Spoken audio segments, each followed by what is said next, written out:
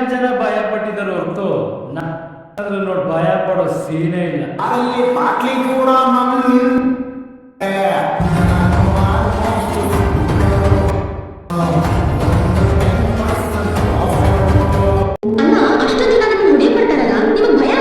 ರೋಡಲ್ಲಿ ಗೂಳಿ ಕೂಡ ನೋಡಿ ನಡೆದುತ್ತೆ. ನಮ್ಮನ್ನ ನೋಡಿ ಬೇಜಾನ್ ಜನ ಭಯ ಪಟ್ಟಿದರು ಹೊರತು ಅದ್ರಲ್ಲಿ ನೋಡಿ ಭಯ ಪಡೋ ಸೀನೇ ಇಲ್ಲ. ಅಲ್ಲಿ ಬಾಟ್ಲಿ ಕೂಡ